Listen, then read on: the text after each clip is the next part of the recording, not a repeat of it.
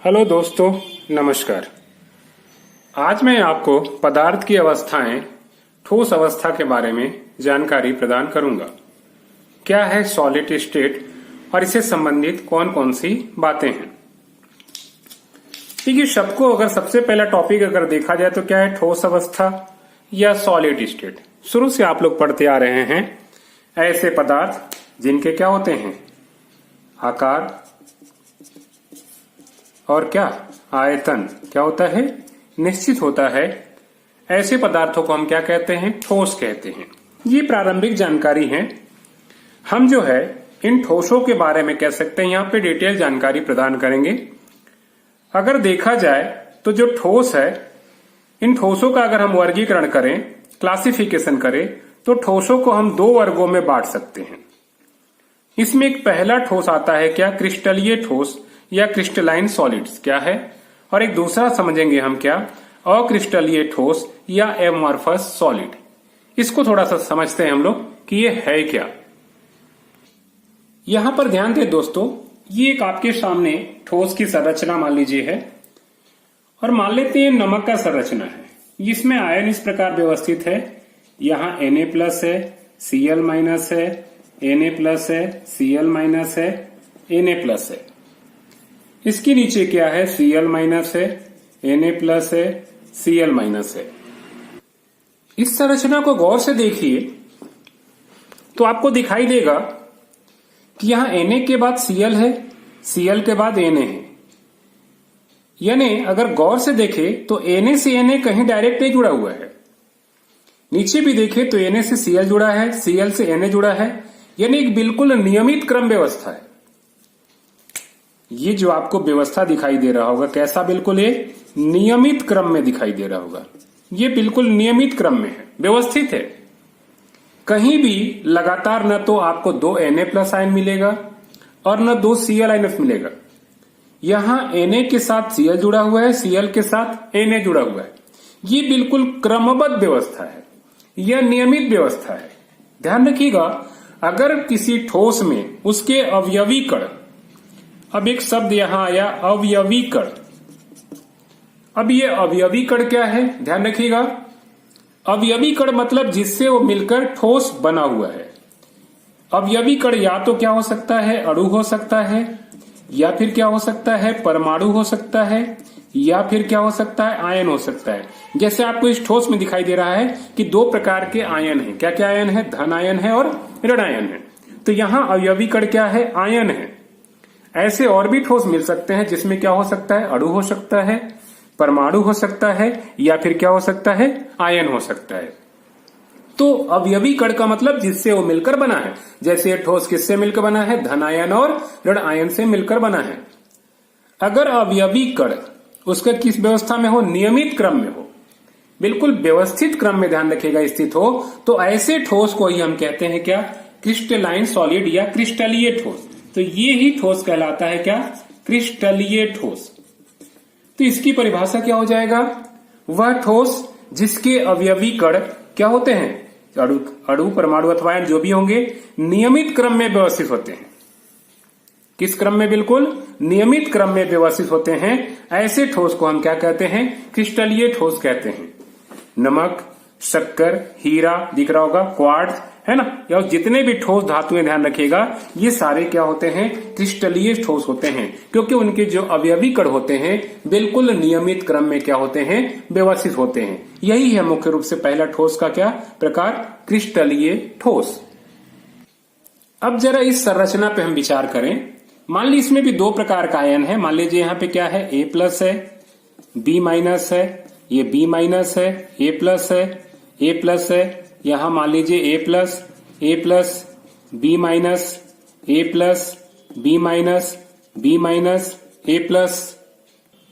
इस प्रकार यहां देखें तो यहां कोई व्यवस्था नहीं है, बिल्कुल अव्यवस्थित है। यहां देखा जाए तो ये से ये लगातार 3 बार आ जा रहा है, इधर B 2 बार लगातार आ जा रहा है, इधर B और B 2 लगातार आ जा रहा है ना, लगातार ये देखिए 2 बार आ जा रहा है। मतलब बिल्कुल कैसा, ये अनियमित क्रम है।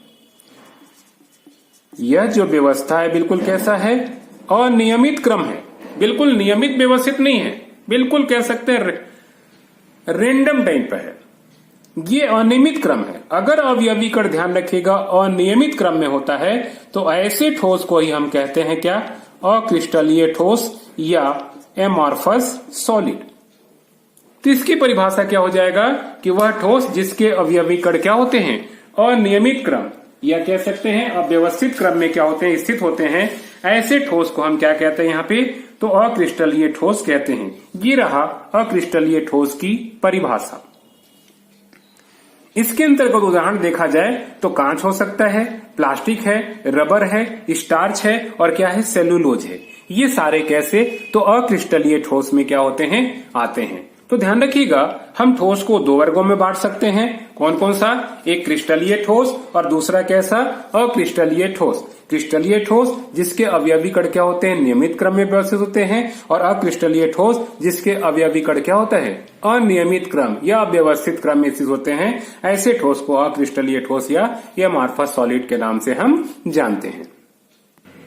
चलिए दोस्तों, अब देखते हैं कि जो क्रिस्टलीय ठोस और अक्रिस्टलीय ठोसों में क्या क्या अंतर मिल सकता है। हालांकि पहला अंतर तो हम देख चुके हैं क्या, कि क्रिस्टलीय ठोस में अवयवी कण क्या होते हैं? नियमित क्रम में व्यवस्थित होते हैं, और दूसरा कैसा? इसमें अक्रिस्टलीय में अनियमित क्रम में व्यवस्थित होते हैं। अब अगर देखा जाए इसके अंतर में तो क्या क्या अंतर है, जरा हम समझते हैं इसको। पहला अंतर जो कर सकते हैं हम, ज्यामितीय संरचना में अंतर कर सकते हैं। देखिए, जो क्रिस्टलीय ठोस होता है ना, उसकी ज्यामितीय संरचना बिल्कुल कैसा होगा? निश्चित होगा। क्यों निश्चित होगा? क्योंकि उनके अवयवी कण क्या होते हैं? बिल्कुल नियमित क्रम में व्यवस्थित होते हैं। जबकि अक्रिस्टलीय ठोस जो होगा, इसकी क्या होगी? ज्यामितीय संरचना निश्चित नहीं होती है। कहने का मतलब, हो सकता है किसी स्थान पे क्या होगा? अधिक मोटा होगा, किसी स्थान पे क्या होगा? पतला होगा। किसी स्थान पे अणुओं की दूरी अधिक होगी, किसी में क्या होगा? कम होगा। तो पहला डिफरेंस ये होता है कि जो क्रिस्टलीय पदार्थ की जो संरचना होती है क्या होती है? एक निश्चित ज्यामितीय वाला होती है, बिल्कुल निश्चित ज्यामितीय होगा। जबकि अक्रिस्टलीय पदार्थों की जो संरचना होती है उसकी क्या होती है? कोई निश्चित ज्यामितीय नहीं होती है। ये है पहला अंतर। कौन सा? क्रिस्टलीय ठोस और अक्रिस्टलीय ठोसों में। चलते हैं दोस्तों, दूसरा अंतर देखते हैं क्या? दैशिकता। दैशिकता का मतलब दिशा। एक होता है ना प्रकृति दैशिक, एक दूसरा कैसा होता है? अदैशिक। यानी आइसोट्रोपी की बात कर रहे हैं और एनआइसोट्रोपी की बात कर रहे हैं। ध्यान रखिएगा, इसकी अगर क्रिस्टलीय ठोस की बात करें तो ये क्या होता है? विषम दैशिक होती है। विषम दैशिक का मतलब हो गया कैसा? एनआइसोट्रोपी। और ध्यान रखिएगा, ये कैसा होता है? समदैशिक प्रकृति का होता है। अब ऐसा क्यों होता है, जरा समझिए। देखिए भाई, ये विषम दैशिक क्यों हुआ? एनआइसोट्रोप्स क्यों हुआ? ये आइसोट्रोप्स क्यों हुआ? समझिए। अगर इस संरचना में देखेंगे, अगर बाएं से दाएं जाएंगे तो क्या होगा? Na के बाद Cl, Cl के बाद Na के बाद Cl, Cl के बाद Na मिला, यानी एक क्रम व्यवस्थित मिला। इस रो में जाएंगे तो केवल क्या मिलेगा हमको? Na मिलेगा। इसमें जाएंगे तो हमें क्या मिलेगा? Cl, Cl मिलेगा। यानी हम किसी भी रो में जा रहे हैं तो यहाँ क्या हो रही है? व्यवस्था बदल रही है। व्यवस्था बदला तो क्या होगी? उसके गुण भी क्या होंगे? बदलेगी। इसीलिए कहते हैं इसको विषम दैशिक। यानी हर दिशा में इसका गुण क्या हो रहा है? बदल जा रहा है, इसीलिए इसको हम विषम दैशिक कहते हैं। और यहाँ क्या होगा? इधर भी जाएंगे तो ए के बाद दिख रहा होगा 2B आ रहा होगा, 2 आ रहा होगा। इधर देख रहे हो 3 आ रहा है, मतलब कोई नियमित क्रम है ही नहीं। हर तरफ क्या होगा? हमको ए और बी मिलेगा, कहीं पे ए ज्यादा मिलेगा, कहीं पे बी ज्यादा मिलेगा। इसलिए ध्यान रखिएगा, समदैशिक यानी चारों तरफ दिशाओं में अगर हम घूमेंगे तो यहाँ गुण क्या होगा? समान मिलेगा। ये है दूसरा अंतर कैसा? दैशिकता। यानी क्रिस्टलीय ठोस क्या होते हैं? विषम दैशिक या क्या होते हैं? एनआइसोट्रोप होते हैं। जबकि अक्रिस्टलीय ठोस कैसे होते हैं? समदैशिक या फिर क्या होते हैं? आइसोट्रोपी होते हैं। ये कह सकते हैं दूसरा अंतर है। तीसरा अंतर बात करें किसका? गलनांक का। तो ध्यान रखिएगा, जो क्रिस्टलीय ठोस होते हैं ना, उनका गलनांक क्या होता है? निश्चित होता है, फिक्स होगा। जैसे नमक का गलनांक ध्यान रखिएगा, नमक का क्या होता है? गलनांक फिक्स है, लगभग 820 डिग्री सेल्सियस होता है। जबकि इनका गलनांक क्या होता है? निश्चित नहीं होता है। कैसा होता है? अनिश्चित होता है। विभिन्न परिस्थितियों में गलनांक क्या होगा? इसका बदल जाएगा। किसका? अक्रिस्टलीय ठोस का।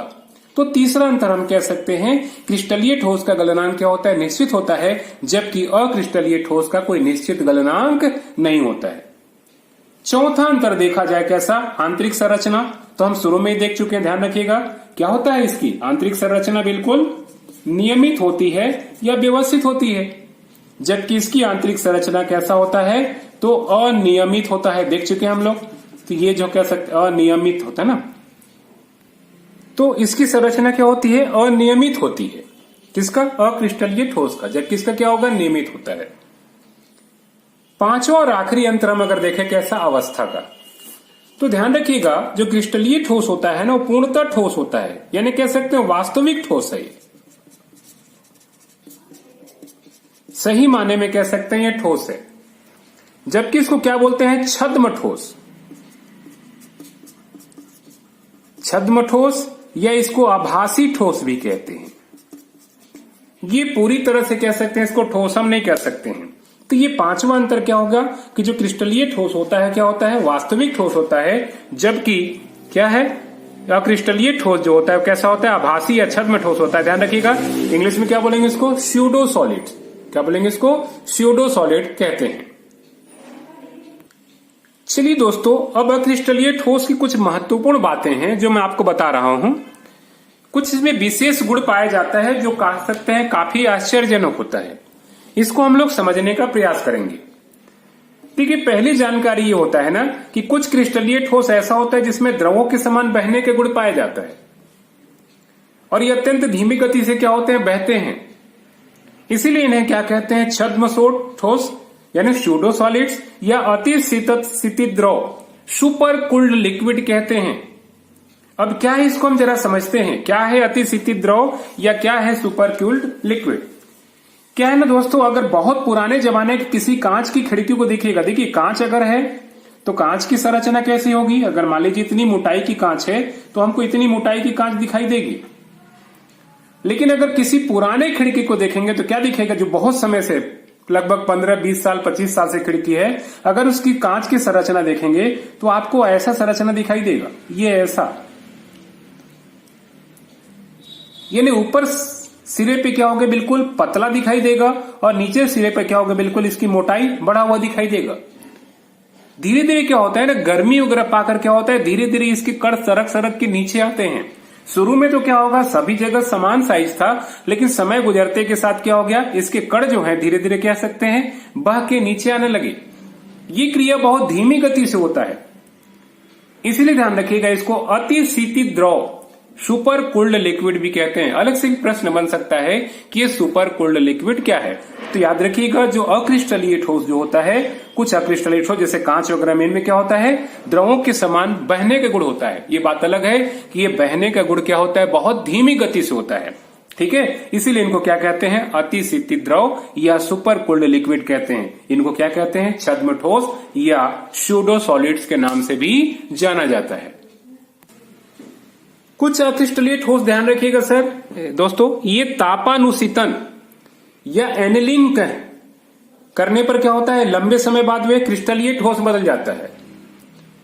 अब ये एनिलिंग क्या है भाई, तापानुशीतन, यानी इस क्रिस्टलीय ठोस को क्या करना है, हमको गर्म करना है, और गर्म करने के बाद जो है कमरे के ताप पर क्या करना है, इसको धीरे धीरे ठंडा करना है। यानी अचानक से ठंडा नहीं करना है, नहीं तो क्या होगा, चटक जाएगा।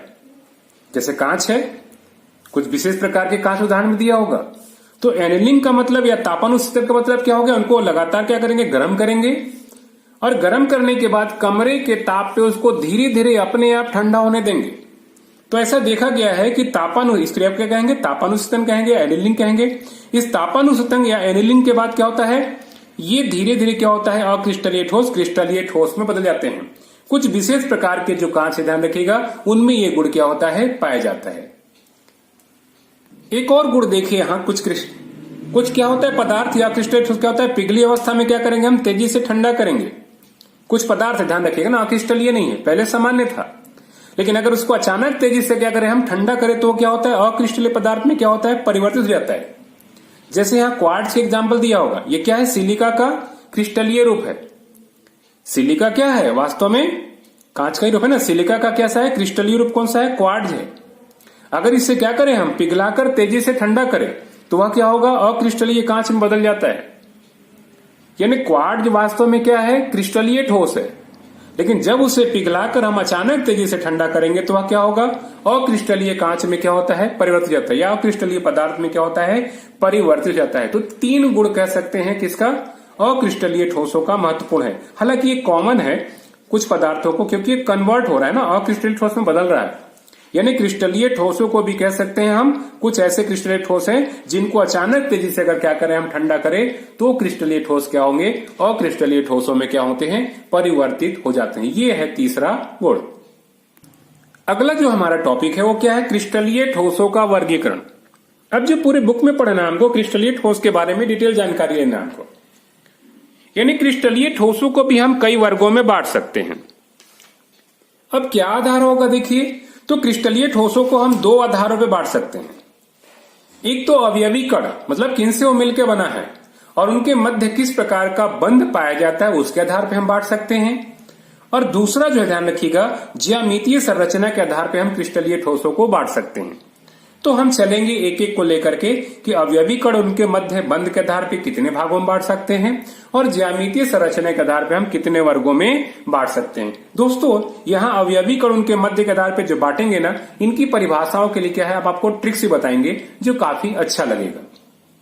देखिए, पहला आधार जो है अवयवी कण तथा उनके मध्य बंध के आधार पर, इसके आधार पर क्या है, मुख्य रूप से हम 4 वर्गों में बांट सकते हैं क्रिस्टलीय ठोस को, जिनमें पहला क्या है? आयनिक ठोस या आयनिक सॉलिड्स। दूसरा क्या है? सहसंयोजी ठोस या कोवैलेंट सॉलिड्स।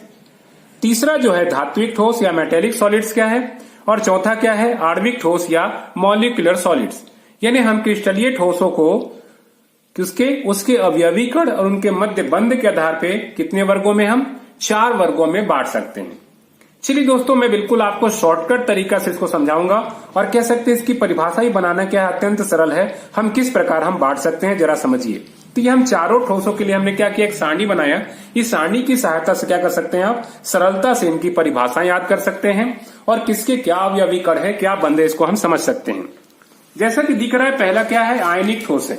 याद रखिएगा, आयनिक ठोस में जो होंगे उसके अवयवी कण 2 प्रकार के आयन होंगे। एक कैसा होगा? धन आयन होगा, और दूसरा कैसा होगा? इसमें ऋण आयन होगा। यानी आयनिक ठोस का जो अवयवी कण होता है कैसा होता है? धन आयन और ऋण आयन होता है। अब उसके मध्य बंध कैसा होगा? देखिए, धन आयन और ऋण आयन के बीच है, इसीलिए बंध कैसा होता है? यहाँ पे आयनिक बंध होता है, या इसी को हम लोग क्या कहते हैं? वैद्युत संयोजक बंध, यही कहते हैं ना, आयनिक बंध, या इसको हम वैद्युत संयोजक बंध भी कहते हैं। उदाहरण क्या होगा? सबसे अच्छा एग्जाम्पल क्या है? अभी हम लोग देखें, नमक NaCl, ये क्या है? आयनिक ठोस का उदाहरण है। KCl भी ले सकते हैं, MgCl2 भी ले सकते हैं, कॉपर सल्फेट भी ले सकते हैं। ये सारे क्या है? आयनिक ठोस है। इन सभी को तोड़ेंगे तो 2 प्रकार का हमको आयन मिलेगा। कैसा? धन आयन और ऋण आयन। चलिए पहले देख लेते हैं, इसकी परिभाषा बनाना बहुत सरल है, कैसे बनाएंगे हम देखते हैं। अब देखा जाए तो सहसंयोजी ठोस, इसका क्या होगा अवयवी कण? तो याद रखिएगा, सहसंयोजी ठोस का जो अवयवी कण क्या होता है? परमाणु होता है, एटम्स या परमाणु। और ध्यान रखिएगा, इसके बीच कौन सा? नाम से स्पष्ट है, इसमें कौन सा बंध होगा? तो इसमें सहसंयोजक बंध होगा। एग्जाम्पल, हीरा कार्बन परमाणु से मिलकर बना होता है, ग्रेफाइट ये भी क्या होता है? कार्बन परमाणुओं से मिलकर बना होता है। तो सबसे सरल एग्जाम्पल क्या है इसका? हीरा और ग्रेफाइट है। तीसरा क्या है? धात्विक ठोस है। यहां ऊपर में ध्यान रखिएगा, नीचे में एक ही डिफरेंस है। यहाँ क्या है? अवयवी कण धन आयन और ऋण आयन था, इसमें केवल और केवल क्या होता है? धन आयन ही होता है, ऋण आयन नहीं होता है। यानी धात्विक ठोस का अवयवी कण क्या होगा? धन आयन होगा, और इसका बंध जो होगा ना, वो धात्विक बंध ही होता है। कौन सा बंध होगा? धात्विक बंध होगा। नाम ही है धात्विक बंध, मतलब क्या होगी? धातु आएगी, सोना, चांदी, है ना, कॉपर या तांबा, ये सारे क्या है? धात्विक ठोस है। ये बिल्कुल इजी होगा। अब अगर देखा जाए तो चौथा एक आखिरी कौन सा है? आणविक ठोस है। देखिए आणविक ठोस के नाम से स्पष्ट है कि जो इसका अवयवी कण होगा वह क्या होगा, अणु होगा। अब इसमें कैसा बंध होगा, तो इसमें जो होता है ना दुर्बल वांडर वाल्स, एक बंध नहीं है, दुर्बल वांडर वाल्स जैसे और भी बंद हो सकते हैं, ये भी बंद हो सकता है, इसके अलावा और भी बंद हो सकता है। अब ऐसा कौन सा ठोस है जिसका अवयवी कण अणु होगा, तो हम बात कर ले बर्फ का। बर्फ में क्या होता है, जल का अणु होता है, H2O का अणु होता है। एक और सुने होंगे आप लोग, शुष्क बर्फ, ड्राई आइस, इसमें क्या होता है, कार्बन डाइऑक्साइड अणु होता है। इनके बीच ध्यान रखिए कौन सा बंध होता है, हाइड्रोजन बॉन्ड होगा, किसमें, बर्फ में, है ना। तो याद रखिएगा आणविक ठोस का अवयवी कण क्या हो जाएगा, अणु हो जाएगा। और उसके बीच कैसा बंध होगा, तो हम लिख सकते हैं दुर्बल वांडर वाल्स जैसे क्या होंगे, बंद होंगे। ये भी हो सकता है या इसके जैसे कोई दूसरा दुर्बल बंध होगा। उदाहरण क्या हो गया, बर्फ और शुष्क बर्फ। अब अगर देखा जाए ना तो इन चारों की परिभाषा आप यहीं से बना सकते हैं। अगर परीक्षा में आता है कि आयनिक ठोस क्या है, तो हम लिख सकते हैं कि वह ठोस जिसका अवयवी कण क्या होता है, धनायन तथा ऋणायन होता है, तथा उनके मध्य कैसा आयनिक बंध या वैद्युत संयोजक बंध पाया जाता है, आयनिक ठोस कहलाता है। उदाहरण के लिए क्या होगा, NaCl, KCl इत्यादि। वह ठोस जिसका अवयवी कण क्या होता है, परमाणु होता है, तथा उनके मध्य किस प्रकार का सहसंयोजक बंध पाया जाता है, सहसंयोजी ठोस कहलाता है। उदाहरण आपके सामने, ठीक है। वह ठोस जिसका अवयवी कण केवल क्या होता है, धनायन होता है, तथा उनके मध्य कैसा धात्विक बंध पाया जाता है, ऐसे ठोस को या क्रिस्टलीय ठोस को हम क्या कहते हैं, धात्विक ठोस कहते हैं। और चौथा और आखिरी हो जाएगा वह क्रिस्टलीय ठोस जिसका अवयवी कण क्या होता है, अणु होता है, तथा उनके मध्य दुर्बल वांडर वाल्स जैसे बंध पाया जाता है, ऐसे क्रिस्टलीय ठोस को हम क्या कहते हैं, आणविक ठोस कहते हैं। यानी इस चार्ट की सहायता से या इस सारणी की सहायता से हम चारों की परिभाषा क्या कर सकते हैं, बिल्कुल सरलता से कर सकते हैं। यही है कैसा अवयवी कण तथा उनके मध्य बंध के आधार पर कितने प्रकार के, तो 4 प्रकार के क्रिस्टलीय ठोस होते हैं। दूसरा आधार क्या बताएगा, दूसरा आधार क्या है दोस्तों, ज्यामितीय संरचना के आधार पर। पॉइंट से दिख रहा होगा, यहां 7 दिख रहा होगा, यानी ज्यामितीय संरचना के आधार पर जो है क्रिस्टलीय ठोसों को हम क्या कर सकते हैं, 7 वर्गों में बांट सकते हैं। इनमें पहला जो होगा ध्यान रखिएगा वो कैसा होगा, घनीय होगा। पहला प्रकार क्या है इसमें, घनीय है। दूसरा प्रकार जो होता है वो क्या होता है, द्विसमलंबाक्ष होता है, द्विसमलंबाक्ष। इसी को चाहे तो हम चतुष्कोणीय भी कह सकते हैं, इसको चतुष्कोणीय भी कह सकते हैं, यानी द्विसमलंबाक्ष या फिर कैसा चतुष्कोणीय भी कहेंगे। तीसरा जो है ध्यान रखिएगा वो कैसा, यहां पे विषम लंबाक्ष कहलाता है। चौथा जो प्रकार है वो कैसा है, एकंताक्ष है, एकंताक्ष है। पांचवा देखा जाए तो कैसा होता है, इसमें षटकोणीय होता है। छठवां जो होता है कैसा होता है, त्रिकोणीय, त्रिकोणीय या इसी को कहते हैं त्रिनताक्ष भी कहते हैं, त्रिसमनताक्ष। क्या कहेंगे इसको हम, त्रिसमनताक्ष भी कहते हैं। और सातवां जो है ध्यान रखिएगा वो कैसा होगा, त्रिनताक्ष होगा, यानी त्रिसमनताक्ष है और एक ऐसा है त्रिनताक्ष है। यानी ज्यामितीय संरचना के आधार पर हम क्रिस्टलीय ठोसों कितने, तो हम 7 वर्गों में हम बांट सकते हैं। ये संरचना के आधार पर है। अगर आप देखेंगे तो किताबों में क्या होगा, अलग अलग तरह से बना होगा। तो कौन कौन सा है, घनीय, दूसरा द्विसमलंबाक्ष या चतुष्कोणीय, तीसरा विषमलंबाक्ष, चौथा क्या है एकंताक्ष, पांचवा क्या है षटकोणीय, छठवां क्या है त्रिकोणीय या फिर त्रिसमनताक्ष, और एक सातवां और आखिरी कैसा है, तो त्रिनताक्ष है। ये हमको जानकारी थोड़ी सी होनी चाहिए, केवल नंबर, इसकी डिटेल आप बुक्स में अगर देखेंगे तो परिभाषा वगैरह नहीं मिलेगा, केवल इसकी संरचना आप एक बार देख सकते हैं कि कैसी संरचना होती है। चलिए दोस्तों, अब जो महत्वपूर्ण टॉपिक देखते हैं, यूनिट सेल या एकक कोष्ठिका। आगे क्या है, ठोसों की संरचना को समझने के लिए और बहुत सारे बिंदुओं को समझने के लिए हमको समझना होगा क्या होता है यूनिट सेल, या क्या होता है एकक सेल, या क्या होता है एकक कोष्ठिका। देखिए, अगर हम संरचना बनाएं किसी सेल का, तो आप लोग पादप की संरचना में इस प्रकार की संरचना देखे होंगे। ये इस प्रकार देखा जाए तो एक जैसे संरचनाओं से क्या होता है, इस प्रकार पादप कोशिकाएं मिलकर बनी होगी, आप लोग देखे होंगे, कई जगह दिखाई देगी। यानी एक ही संरचना के यहां क्या हो रही है, कई बार पुनरावृत्ति हो रही है। इस प्रकार दिखाई दे रहा होगा ये, यानी यहां क्या है, एक षटकोणीय संरचना है और इसी प्रकार के बार बार जुड़ने से क्या हो रहा है, ये बड़ा संरचना बन रहा है। यही छोटा पार्ट जो हमारा कहलाएगा, क्या कहलाएगा, एकक सेल या यूनिट सेल या फिर एकक कोशिका कहलाती है। कहते हैं ना जीवन की इकाई कोशिका है और हमारा शरीर क्या है, तो बहुत सारे कोशिकाओं से, असंख्य है ना, अरबों खरबों में भी नहीं गिन सकते हैं, बहुत सारी कोशिकाएं। तो ये जो छोटा रूप है, जिस संरचना के बार बार जोड़ने से क्या है, क्रिस्टलीय ठोस या ठोस बनता है, इस छोटे रूप को ही कहते हैं क्या हम, यूनिट सेल या एकक सेल। तो जैसे जीवन की इकाई कह सकते हैं क्या कोशिका है, वैसे हम कह सकते हैं कि जो ठोस की इकाई है वो क्या है, यूनिट सेल या एकक सेल है। यानी समस्त ठोस कैसा होता है, एकक सेल या यूनिट सेल से मिलकर बना होता है। ये बात अलग है कि ये संरचना हमको ठोस में नहीं मिलेगा, हमको कैसा मिलेगा, घन मिलेगा, घनाभ मिलेगा ठोसों में। तो यहां देखिए इस प्रकार की एक छोटी संरचना के बार बार जुड़ने से बन रहा है कैसा, यहाँ पे क्रिस्टल जालक या ठोस। यानी ठोस, ध्यान रखिएगा, ठोस का एक दूसरा नाम क्या है, क्रिस्टल जालक है।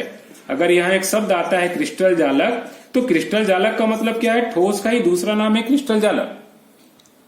तो यहां देखा जाए तो एक ही प्रकार की संरचनाओं से जुड़कर क्या बन रहा था, ये पूरी उत्तक बन रहा है कह सकते हैं। तो वैसी ठोस भी क्या होता है, इसी प्रकार एक जैसे समान संरचनाओं से मिलकर बनता है क्या, क्रिस्टल जालक।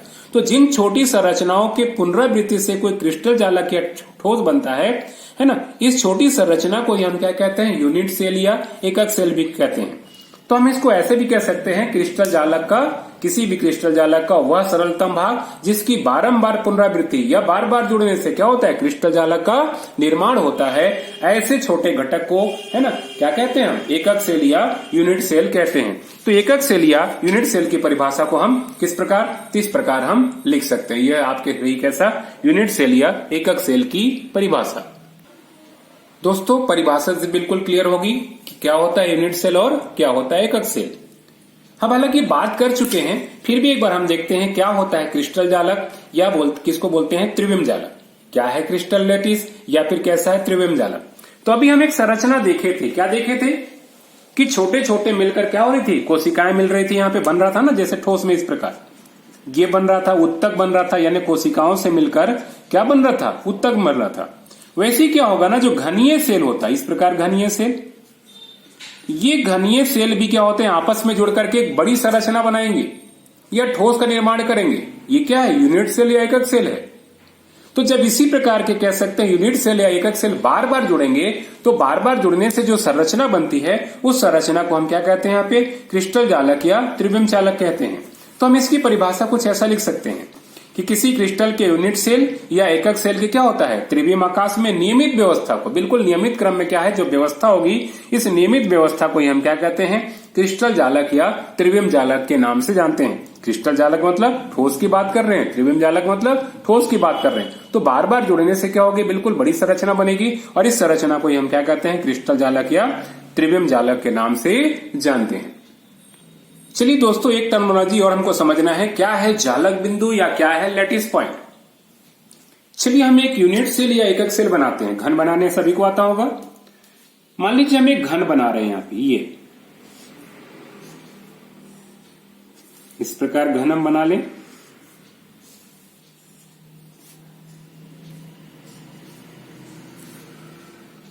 लूडो की गोटी भी क्या है, घन है। इस घन में क्या क्या दिख रहा होगा, ध्यान रखिएगा, ये कोने दिखाई दे रहे होंगे। ये कितने कोने, 8 कोने। मान लीजिए हम कड़ यहां बैठा दिए, इस प्रकार हम मान लीजिए यहां कड़ बैठाए हैं। इसका अवयवी कण हो सकता है, अणु परमाणु अथवा आयन हो सकता है। तो याद रखिएगा घन में कितने कोने होते हैं, कोने कुल 8 होते हैं।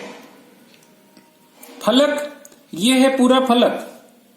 आप लूडो की गोटी में देखेंगे कितने फलक होते हैं, 6 होता है ना, तभी तो उस पर नंबर डरा होता है, 1 2 3 4। देख लो 1 2, एक नीचे का फलक 3, एक इधर का फलक 4, पीछे का फलक ये वाला बड़ा वाला 5 और ये सामने का फलक 6। कुल मिलाकर फलक की संख्या कितनी होती है, 6 होती है। यानी एक घन में क्या होते हैं, 8 कोने होते हैं, 6 फलक होते हैं। ठीक है, ये जो कहलाता है, ऐसा क्या कहलाता है, कोर या भुजा कहलाता है। ये कोर या इसको हम कहते हैं क्या, भुजा। ये कितना होता है, देखिए गिन के 1 2, 3, 4, 5, 6, 7 और 8। इसको जोड़ने वाले भी देख रहा होगा 9, 10, 11 और कैसा एक 12। यानी कुल मिलाकर क्या होता है 12 कोर या 12 भुजा होता है। और हर पदार्थ का कह सकते हैं एक सेंटर होता है, हमारे शरीर का भी सेंटर होता है। तो इसका अगर केंद्र देखा जाए तो केंद्र तो क्या होगा, एक ही होगा। कुल मिलाकर एक घन में जो होते हैं 8 कोने होते हैं, ध्यान रखिएगा। 6 फलक होते हैं, कोर या भुजा क्या होते हैं 12 होता है, और केंद्र क्या होगा, एक ही होगा ना, समझिए। अब किसी क्रिस्टल जालक का अवयवी कण क्या हो सकता है, या तो उसका कोने पर होगा। कुछ क्रिस्टल जालक में उसके अवयवी कण क्या होते हैं, कोने के साथ साथ फलकों पर भी होता है। कुछ कहां होगा, केंद्र में भी होगा। देखिए, जो कण स्थान जहां ग्रहण करता है इसी स्थान को हम कहते हैं क्या, जालक बिंदु या लैटिस पॉइंट कहते हैं। यानी किसी यूनिट सेल या एकक सेल में अवयवी कण जिस स्थान को क्या करता है, ग्रहण करता है, ये इसका क्या कहलाएगा, जालक बिंदु कहलाता है। यानी कोना भी क्या होगा, जालक बिंदु होगा। अगर फलक पर भी कण स्थित है तो फलक भी क्या होगा, यहाँ पे ये जालक बिंदु होगा, लैटिस पॉइंट होगा। क्या होगा, बिल्कुल जालक बिंदु होगा, ठीक है ना। तो जिस स्थान को ग्रहण करता है, याद रखिएगा, वह स्थान क्या कहलाता है, जालक बिंदु या लैटिस पॉइंट कहलाता है। तो परिभाषा इस पर समझ में आ गया होगा। ये समझ रहा आपके सामने क्या है, परिभाषा है क्या, किसी क्रिस्टल जालक में क्रिस्टल के अवयवी कण, अणु, परमाणु अथवा जो भी आयन होंगे के द्वारा जो ग्रहण किया गया स्थान होता है, इस स्थान को ही हम क्या कहते हैं, जालक बिंदु या लैटिस पॉइंट कहते हैं। ये बिल्कुल समझ में आ गया होगा। चलिए दोस्तों, अगला महत्वपूर्ण टॉपिक जो काफी महत्वपूर्ण है, विभिन्न प्रकार के घनीय एकक सेल। आखिर ये घनीय सेल कितने प्रकार के हो सकते हैं, तो जरा हम समझते हैं। अगर देखा जाए तो घनीय सेल जो है मुख्य रूप से कितने प्रकार के, 4 प्रकार के हमको देखने को मिलेगा। अब जरा समझते हैं, हम घन में देख चुके हैं। मान लीजिए एक घन है, इस प्रकार हम बना लें, ये घन बन गया। एक घन ऐसा हो सकता है जिसका अवयवी कण कहां हो, केवल कोने पर हो, 8 कोने पर है, यानी घन। यहां अवयवी कण सिर्फ कहां है, कोने पर है। यह पहला प्रकार का घनीय सेल होगा। अब एक दूसरा घनीय सेल हम बना रहे हैं, इस प्रकार देखा जाए।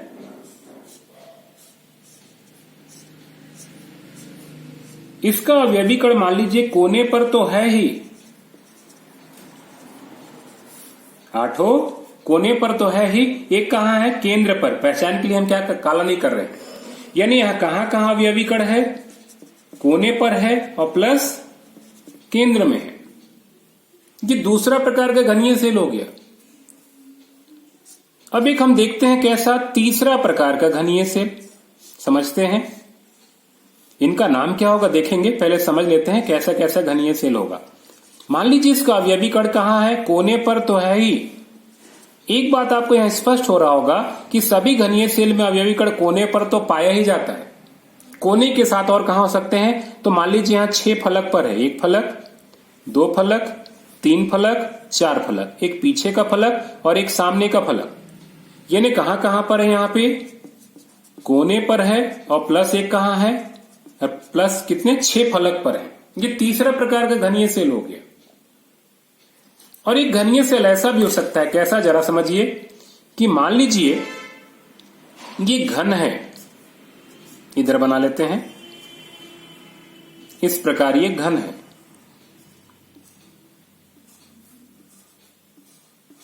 कहां अवयवी कण है, कोने पर तो है ही, और किसी 2 फलक पर हो। मान लीजिए लेफ्ट और राइट में हो, ऊपर नीचे, एक दूसरे के सामने होना चाहिए, या तो ऊपर नीचे हो या बाएं दाएं हो या आगे पीछे हो। मान लीजिए हम बाएं दाएं अगर 2 यूनिट सेल है, यानी कहां पर है, कोने पर है और क्या है, 2 फलक पर है। 2 फलक कैसा, जो आमने सामने है, एक दूसरे के आमने सामने। तो ये चौथा प्रकार का घनीय सेल हो गया। पहला कोने पर वाला, दूसरा कोने के साथ केंद्र वाला, और तीसरा कैसा, कोने के साथ फलक वाला, और चौथा कोने पर और किन्हीं 2 फलक। ये दोनों फलक क्या होंगे, एक दूसरे के सामने होंगे।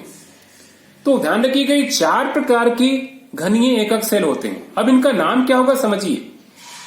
जो पहला घनीय सेल जिसमें अवयवी कण केवल कोने पर होता है, इनको कहते हैं क्या हम, सरल घनीय सेल या सिंपल क्यूबिक सेल, एससीसी से हम शो करते हैं। ये पहला प्रकार का है।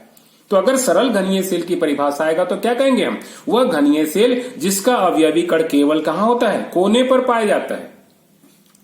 ऐसे घनीय सेल को हम सरल घनीय सेल या सिंपल क्यूबिक सेल के नाम से जानते हैं।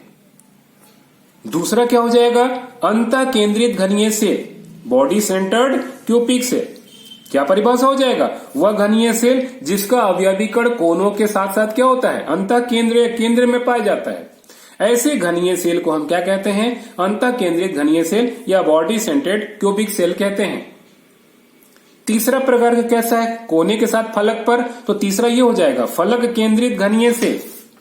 यानी कैसा घनीय सेल, वह घनीय सेल जिसका अवयवी कण कहां, कोने के साथ साथ कहां पर, फलकों पर पाया जाता है। ऐसे घनीय सेल को हम क्या कहते हैं, फलक केंद्रित घनीय सेल या face centred cubic cell, FCC के नाम से जानते हैं। और चौथा जो हम बात कर किए थे, ये चौथा ये हो जाएगा कैसा, अंत्य केंद्रित घनीय सेल। अब ये अंत्य केंद्रित घनीय सेल क्या हो जाएगा, तो हम क्या लिखेंगे इंड सेंटर्ड क्यूबिक सेल का, कि वह घनीय सेल जिसका अवयवी कण कोने के साथ साथ किन्हीं दो फलक पर जो एक दूसरे के क्या हो, सामने हो, वहां पाया जाता है। इस प्रकार की घनीय सेल को हम क्या कहते हैं, अंत्य केंद्रित घनीय सेल कहते हैं। इस प्रकार हम कह सकते हैं घनीय सेल कितने प्रकार के होते हैं, 4 प्रकार के होते हैं। कौन कौन सा, सरल घनीय सेल, अंतः केंद्रित घनीय सेल, फलक केंद्रित घनीय सेल, अंत्य केंद्रित घनीय सेल। तो हम घनीय सेलों को 4 वर्गों में बांट सकते हैं। चलिए दोस्तों एक नया चीज समझते हैं, क्या है उपसहसंयोजन संख्या या क्या है कोऑर्डिनेशन नंबर, किसे कहते हैं समन्वयन संख्या। जरा एक बात चित्र को समझिए तो काफी समझ में आएगा। देखते हैं क्या है। चलिए मान लीजिए कोई एक कण है और ये डायरेक्ट 4 कणों से इस प्रकार जुड़ा हुआ है।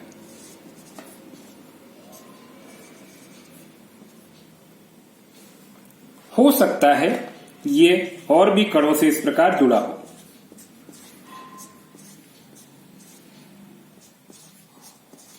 इस प्रकार जुड़े हो, ये भी जुड़ा हो।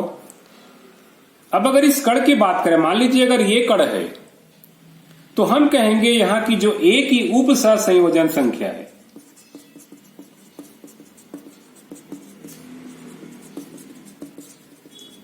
वो कितनी होगी, 4। जो प्रत्यक्ष रूप से डायरेक्ट जुड़ा होता है उसकी संख्या क्या होगी, उसकी उपसहसंयोजन संख्या कहलाएगी।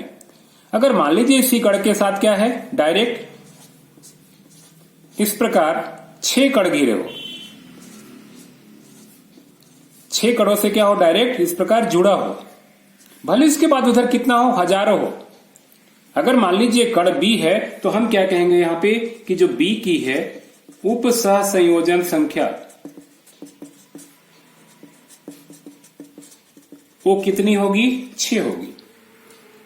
तो हम कह सकते हैं किसी भी क्रिस्टलीय ठोस में किसी भी कण से जुड़े निकटतम पड़ोसियों की संख्या, किसी क्रिस्टल जालक में या किसी भी ठोस में किसी भी कण के साथ जुड़े निकटतम पड़ोसियों की संख्या या किसी भी कण से जुड़े या प्रत्यक्ष रूप से जुड़े निकटतम कणों की संख्या क्या कहलाती है, उसकी उपसहसंयोजन संख्या या समन्वयन संख्या या कोऑर्डिनेशन संख्या कहलाता है। ये हमको जानना जरूरी था क्योंकि आगे हम इसका वर्णन करेंगे। तो क्या है उपसहसंयोजन संख्या, क्या परिभाषा हो जाएगा, तो क्या लिख सकते हैं, ठोस में किसी भी कण के निकटतम पड़ोसियों की संख्या उस कण का क्या कहलाता है, उपसहसंयोजन संख्या कहलाता है। यही एक ऐसा उपसहसंयोजन संख्या या कोऑर्डिनेशन नंबर। चलिए दोस्तों पाठ का एक महत्वपूर्ण टॉपिक, अति महत्वपूर्ण टॉपिक या कह सकते हैं इस पाठ का सबसे महत्वपूर्ण टॉपिक, और वो क्या है, यूनिट कणों की संख्या। इसमें अक्सर लोगों को क्या आता है, समस्या आती है, पर मैं आपको बिल्कुल शॉर्टकट ट्रिक्स, बिल्कुल इजी ट्रिक्स से बताऊंगा कैसे हम निकाल सकते हैं यूनिट कणों की संख्या। हमको वही चलना है जो 4 प्रकार के घनीय सेल देखे थे ना, पहला कौन सा, सरल घनीय सेल। तो इसमें हम देखेंगे कैसे निकाल सकते हैं यूनिट कणों की संख्या। तो क्या होता है यूनिट कणों की संख्या, कैसे निकालते हैं, जरा सा हम समझते हैं। एक उदाहरण से समझे कि कैसे निकालना है। देखने को लगेगा 8 है 10 है, पर वास्तव में होता नहीं है। कुछ बातों को समझना होगा, जरा समझिए। मान लीजिए कोई एक घर है पहले इस भाषा को समझना होगा। और इसको दो लोगों ने मिलकर बनाया, ए और कैसा, बी। तो हम कहेंगे इस घर में ए का आधा हिस्सा है और बी का कैसा है, आधा हिस्सा है। अब अगर मान लीजिए इसी घर को चार लोग मिलकर बना रहे हैं, ए, बी, सी और कैसा, डी। तो हम कहेंगे ए का कितना हिस्सा है, 1/4 हिस्सा है, बी का कितना है, 1/4 हिस्सा है, सी का भी 1/4 हिस्सा है और डी का क्या है, 1/4 हिस्सा है। अब कहेंगे इसको मैं क्यों बता रहा हूं, याद रखिएगा। तो यूनिट कड़ों की संख्या या यूनिट सेलों में कह सकते हैं कड़ों की संख्या ज्ञात करने के लिए क्या करना होगा, इस भाषा को समझना होगा। कुल मिलाकर एक घर कितने 4 को जोड़ रहा है, तो प्रत्येक का कितना भाग हो गया, 1/4। अगर इसी घर को क्या करेंगे, 8 लोग मिलकर बनाएंगे, तो हम कहेंगे प्रत्येक का क्या होगा, 1/8वां भाग होगा। इसी पर आधारित है कैसा, यूनिट्स कड़ों की संख्या का क्या करना, गणना करना। चलिए बात करें किसका, सरल घनीय सेल का। तो हमको समझना होगा कि सरल घनीय सेल में कितने अवयवी कण होते हैं। हमको मालूम है कि सरल घनीय सेल कैसा होता है, हम बना चुके हैं ना। देखिए सरल घनीय सेल में हमको मालूम है कि अवयवी कण कहां होते हैं, केवल और केवल कोने पर होते हैं। ये है सरल घनीय सेल का कह सकते हैं चित्र है, यही है ना। अब देखिए आपको लग रहा है कि 8 कोने पर 8 कण है, वास्तव में ये 8 कण नहीं है। कहेंगे कैसे सर, गिनती से तो दिखाई दे रहा है 8, पर ये कैसे आप कह रहे हैं कि 8 नहीं है। जरा समझिए कि ये कैसे 8 नहीं है, जरा इसको समझते हैं। ये कुछ ऐसा रखा रहता है, मान लीजिए घन ऐसा है, आप लूडो की गोटी मान लीजिए जमीन पे सजाइए, जरा समझ, इस प्रकार हम सजा रहे हैं ना। ये कितने लूडो की गोटी सज रहा है, यहाँ पे 4, ठीक है। अब अगर 4 लूडो की गोटी के बीच क्या है, इस प्रकार एक गोलाकार चिपका हुआ है, ये ऐसा। तो क्या होगा, अगर चारों लूडो की गोटी को हटाएंगे तो कैसी स्थिति आएगा, ये ऐसा दिखाई देगा, ये दिखाई देगा ना।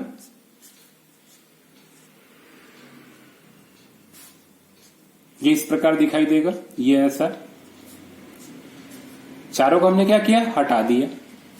तो क्या कहेंगे, इसमें कितना भाग है, 1/4वां भाग है। मतलब एक लूडो की पासा में कितने, 4 भाग हो गया, 1/4वां भाग हो गया। वैसे याद रखिएगा कोने की बात कर रहे हैं, अभी तो 4 ही सजाए थे। हम इस लूडो की गोटी को अगर 8 सजा दे तो ऐसा सजा दें, आप सजा सकते हैं 8। ये मान लीजिए क्या है, 4 जमीन पर है, धरातल पर है, और ठीक 4 क्या है, इसके ऊपर है, ये 4 इस प्रकार।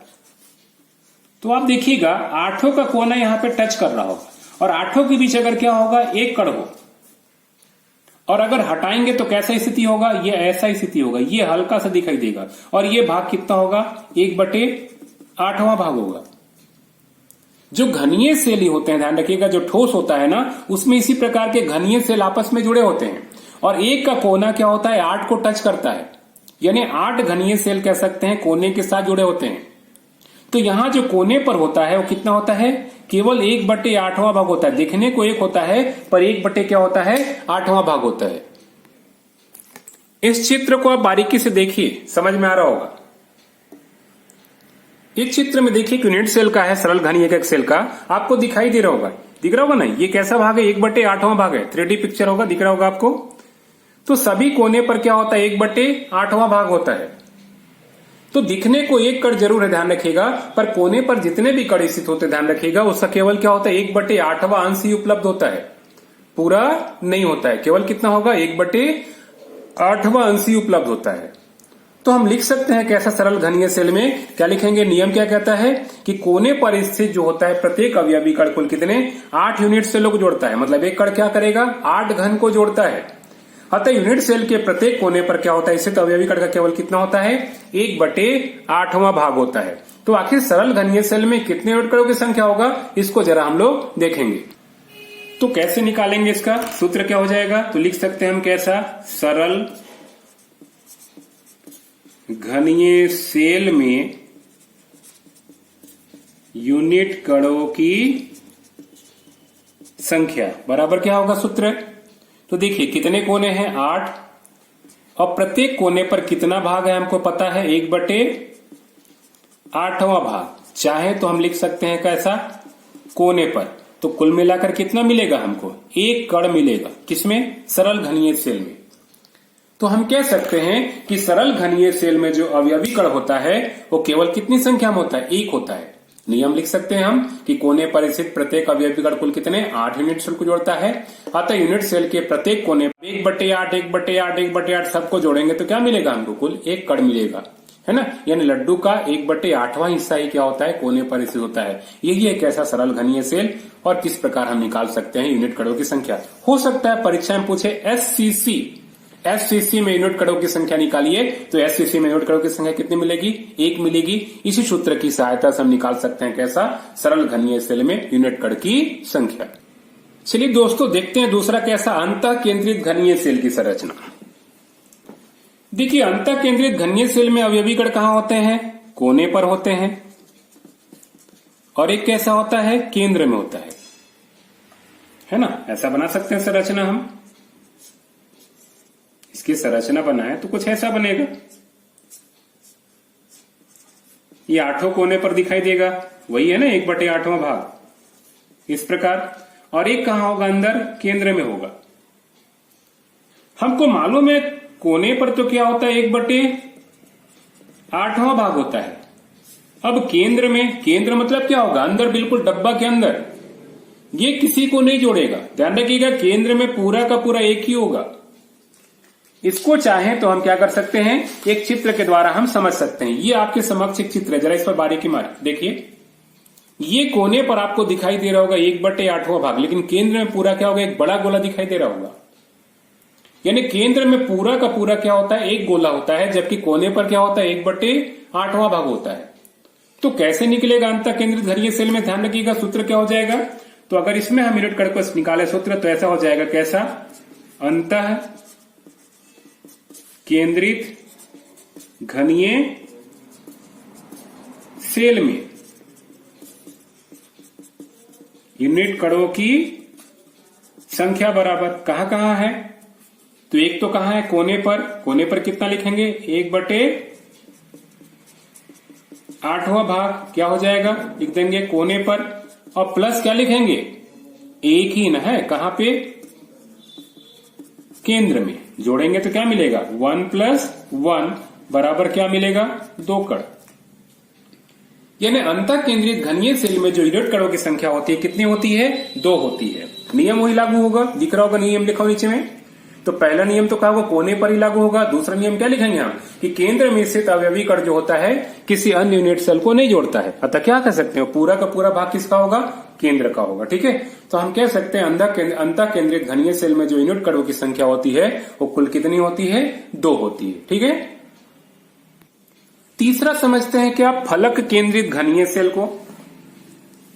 हम देख चुके हैं फलक केंद्रित घनीय सेल में कहां कहां होता है कण। तो देखिए कोने पर तो होता ही होता है, और प्लस कहां होगा, फलकों पर होता है। एक चित्र बना के देखते हैं, ये इस प्रकार होगा। इस प्रकार अगर हम घन बना लें तो क्या होगा, ये 8 कोने पर होंगे,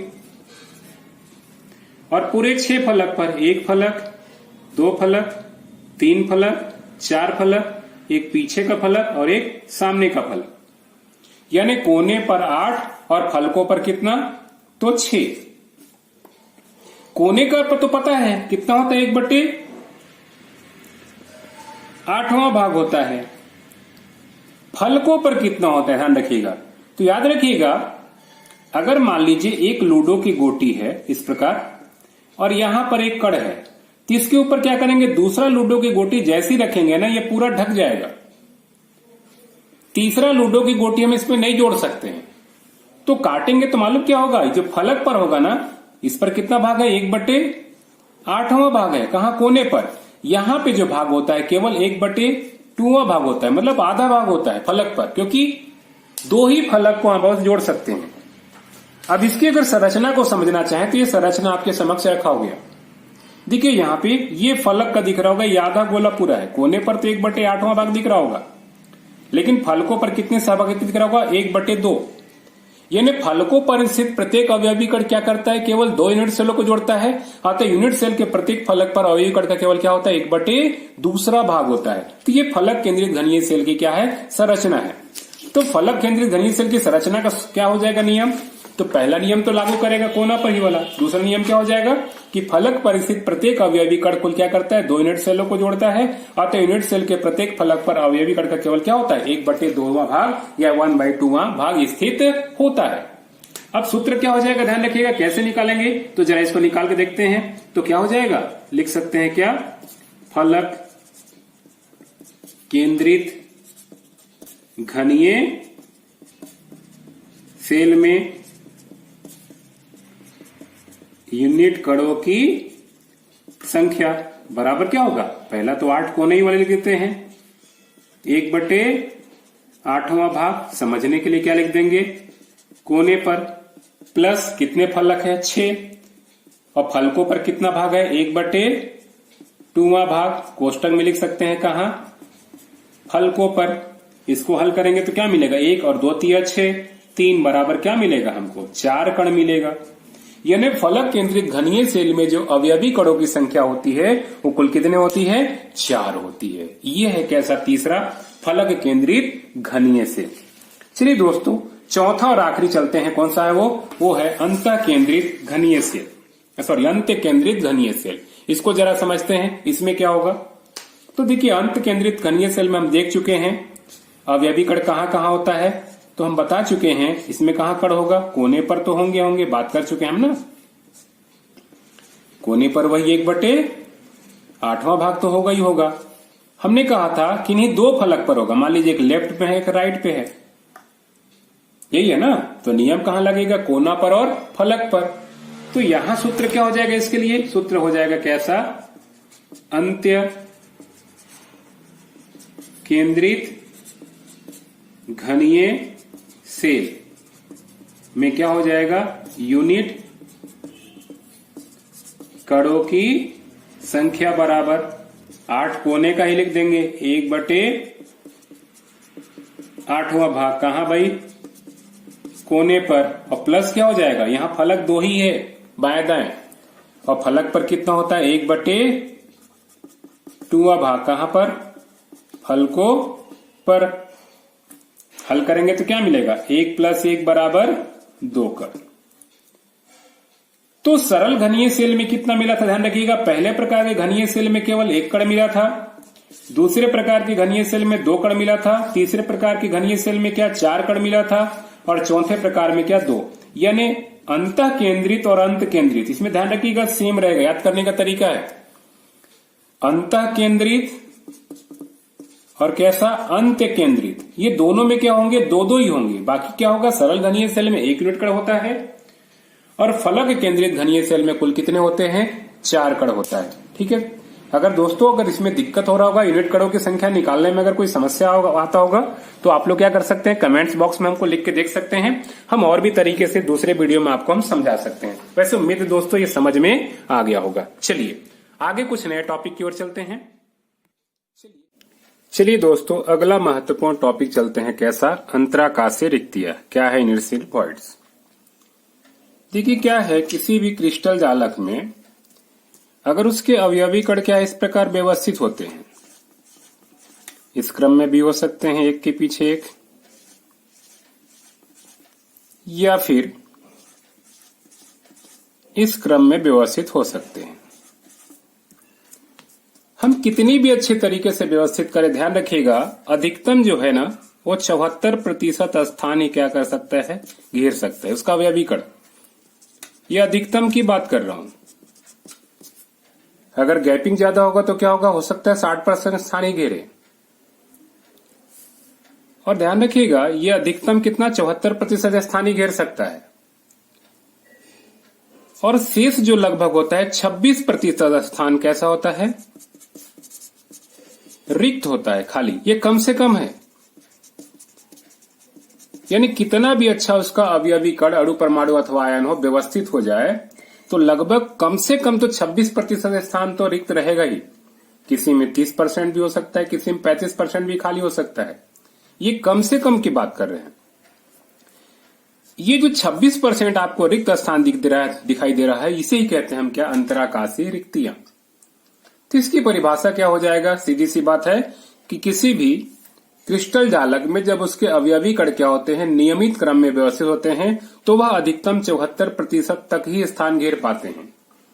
शेष 26% स्थान जो होता है कैसा, वो रिक्त होता है। इस रिक्त स्थान को ही हम कहते हैं क्या, अंतराकाशीय रिक्तियां। ये बीच बीच में दिखाई दे रहा होगा जगह, ये सारे क्या हैं, अंतराकाशीय रिक्तियां हैं। दोस्तों अगर बात करें तो अंतराकाशीय रिक्तियां जो होंगी आपको दो प्रकार की दिखाई देंगी। एक पहला होता है चतुष्फलकीय रिक्तियां या टेट्राहेड्रल वॉइड्स, और दूसरा जो होता है वो कैसा, अष्टफलकीय अंतराकाशीय रिक्तियां या ऑक्टाहेड्रल वॉइड्स। यानी अंतराकाशीय रिक्तियां कितने प्रकार की, तो दो प्रकार की होती है, चतुष्फलकीय और कैसा, अष्टफलकीय। चलिए दोस्तों एक एक काम चलते हैं क्या इसका डिटेल। सबसे पहले समझते हैं क्या होता है चतुष्फलकीय अंतराकाशीय रिक्तियां। देखिए चतुष्फलकीय अंतराकाशीय रिक्तियां की बात करें तो इसमें क्या होता है, तीन गोले जो होते हैं समतल सतह पे होते हैं इस प्रकार, और चौथा गोला ठीक इसके क्या होगा, ऊपर होगा। तीन गोले कहां, समतल सतह पर, और चौथा गोला कैसा, ठीक इसके ऊपर। इस स्थिति को हम कहते हैं क्या, चतुष्फलकीय स्थिति। और इस स्थिति में जो अंदर यहां रिक्ति बन रहा है, ध्यान रखिएगा, इस रिक्ति को ही हम कहते हैं क्या, चतुष्फलकीय रिक्ति या चतुष्फलकीय अंतराकाशीय रिक्ति। तो परिभाषा क्या हो जाएगा कि जब चार गोले सम चतुष्फलकीय स्थिति में रहकर क्या करते हैं, रिक्ति का निर्माण करते हैं, तो बना रिक्ति क्या कहलाता है, चतुष्फलकीय रिक्ति कहलाती है। इससे संबंधित ध्यान रखिएगा कुछ महत्वपूर्ण जानकारी हम देखेंगे। अगर सुसंकुलित बंद संरचना रहेगा, सुसंकुलित क्लोज पैकिंग की बात कर रहे हैं, अगर सुसंकलित कैसा हो, बंद संरचना हो, तो याद रखिएगा ये जो रिक्ति की संख्या होती है ये सदैव क्या होता है, गोलों की संख्या के दुगना होता है। गोलों की संख्या के क्या होगा, दुगना होगा। इसका मतलब अगर 500 गोले हैं उसमें, तो रिक्ति की संख्या कितनी हो जाएगी, 1000 होंगे। अब आश्चर्य हो रहा होगा कि चार गोले जब मिलकर एक रिक्ति बना रही है, तो आखिर 500 गोले 1000 कैसे बनाएंगे। तो इस बात को समझिए जरा सा। जब एक गोला क्या होता है ना, 6 गोले से इस प्रकार घिरता है, तो आप अनुभव करेंगे यहां पे 6 अंतराकाशीय रिक्तियां बनेगा, दिख रहा होगा 1 2 3 4। अब इसके ऊपर रहेंगे तो क्या होगा, यानी एक गोला 6 बना रहा है, यहाँ 4 गोले जरूर हम दिखा रहे हैं, इसके ऊपर एक कण हो जाएगा तो क्या होगा, एक रिक्ति, मतलब इसके ऊपर 6 गोले मिलेंगे तो 6 रिक्ति बनेगा। तो याद रखिएगा हमेशा क्या होता है, सुसंकुलित बंद संरचना में जो चतुष्फलकीय रिक्तियों की संख्या होती है, सदैव गोलों की संख्या के क्या होता है, दुगना होता है। ये बात आपको ध्यान में रखना होगा। सुसंकुलित बंद, क्लोज पैकिंग की बात कर रहे हैं, डब्बे में पूरी क्या होगा, क्लोज होगा। अब अगर देखा जाए तो यहां रिक्ति की त्रिज्या क्या होगी, उसकी साइज क्या होगा, समझना होगा। अगर हम रिक्ति की त्रिज्या को किससे दर्शाएं, आर वॉइड से दर्शाएं, और गोले की त्रिज्या को क्या करें हम, आर स्फेयर से दर्शाएं, आर स्फेयर। तो ध्यान रखिएगा यहां जो रिक्ति की त्रिज्या होगी वो किस साइज की होगी, तो जो रिक्ति की त्रिज्या होगी, जो गोले की त्रिज्या है, इसका 0.225 गुना होता है। यानी गोले की त्रिज्या में 0.225 से अगर हम क्या करें, गुणा करें, तो हमें क्या होगा, रिक्ति की त्रिज्या मालूम हो जाएगी। मान लीजिए गोला है, इस गोले की त्रिज्या कितनी है, 10 सेंटीमीटर है, तो यहां रिक्ति की त्रिज्या कितना हो जाएगा, 10 गुणित 0.225 मतलब 2.25 सेंटीमीटर। ये रिक्ति की त्रिज्या होगी। कौन सी रिक्ति की त्रिज्या, चतुष्फलकीय अंतराकाशीय रिक्ति की त्रिज्या। हम इसको ऐसे भी लिख सकते हैं, R void by R sphere equal to क्या, 0.225। हम ऐसा भी कह सकते हैं कि चतुष्फलकीय रिक्ति की त्रिज्या गोले की त्रिज्या का अनुपात सदैव कितना होता है 0.225 होता है। यह है किसकी जानकारी, चतुष्फलकीय रिक्ति की त्रिज्या की जानकारी। तो तीन बातें कौन कौन सी हो गई, सीधी सी बात है। पहली बात, जब चार गोले सम चतुष्फलकीय स्थिति में रखकर रिक्ति का निर्माण करते हैं तो बना रिक्ति क्या कहलाता है, चतुष्फलकीय रिक्ति कहलाता है। सुसंकुलित बंध संरचना में रिक्तियों की संख्या या चतुष्फलकीय रिक्तियों की संख्या सदैव गोलों की संख्या की क्या होती है, दुगनी होती है। और तीसरी बात, चतुष्फलकीय रिक्ति की त्रिज्या जो होती है सदैव गोले की त्रिज्या का क्या होता है 0.225 गुना होता है। या ऐसा भी कह सकते हैं कि चतुष्फलकीय रिक्ति की त्रिज्या तथा गोले की त्रिज्या का अनुपात सदैव क्या होता है 0.225 होता है। चाहे गोला कितना भी बड़ा हो, चाहे गोला कितना भी छोटा होगा, ध्यान रखिएगा ये रेशियो आपको यही मिलेगा। यानी आर मतलब क्या करेंगे, हम गोले की त्रिज्या में 0.225 का गुणा करेंगे तो हमें क्या होगा, चतुष्फलकीय रिक्ति की त्रिज्या ज्ञात हो जाएगी। चलिए दोस्तों, अब समझते हैं क्या है अष्टफलकीय रिक्ति की त्रिज्या। वहां चतुष्फलकीय मतलब 4 गोले था, यहां अष्टफलकीय का मतलब 8 गोला नहीं समझेंगे। अष्टफलकीय के लिए 8 गोला आवश्यक नहीं है। समझिए, मान लीजिए क्या है, 3 गोले ऐसा व्यवस्थित है, हम इसका सिर ऊपर मान लेते हैं। और मान लीजिए 3 गोला ऐसा है, इसका सिर कहां है, नीचे है। अब इसको एक के ऊपर एक व्यवस्थित करना है, हम ऐसे व्यवस्थित कर रहे हैं। ये हो गया, ये दूसरा हो गया, तीसरा हो गया। हमारे इसको उठा के रख दिया। अब इसको उठा के रख रहे हैं, इसको हम डायरेक्ट से दिखा रहे हैं। मतलब क्या हो गया, 2 गोला ऊपर और 1 गोला नीचे। एक तरह से इसको हम ऐसे समझे, ये 3 गोला ऐसे था, गोला का साइज हमने छोटा कर दिया, ये बैंड का साइज बड़ा कर दिया। ये 3 गोला ये वाला स्थिति, और 3 गोला मान लो ए स्थिति में, ये ऐसा दिखा दे रहे हैं। ये 3 गोला। तो यहां जो रिक्ति बना, इस रिक्ति को क्या कहेंगे हम, अष्टफलकीय रिक्ति। यहां देखिए 2 त्रिकोण बन रहा है, एक ऊपर वाला और दूसरा कैसा, नीचे वाला। इस स्थिति को हम क्या कहेंगे, द्वित्रिकोणीय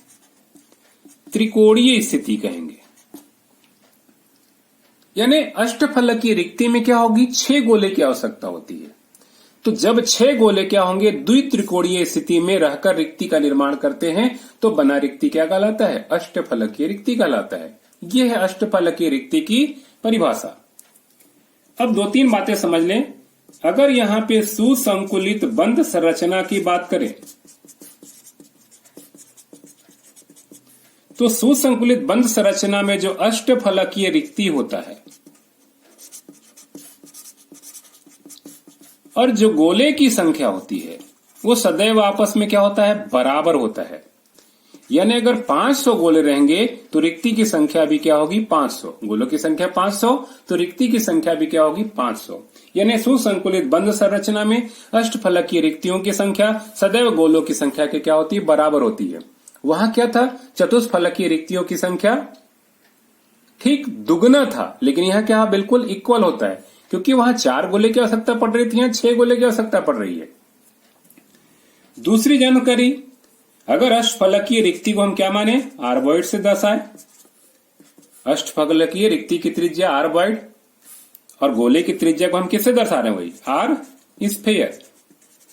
अब यहां समझेंगे यहां कितनी आवश्यक हो गया, तो यहां ध्यान रखिएगा हमें सदैव कितना होता है, 0.414 होता है।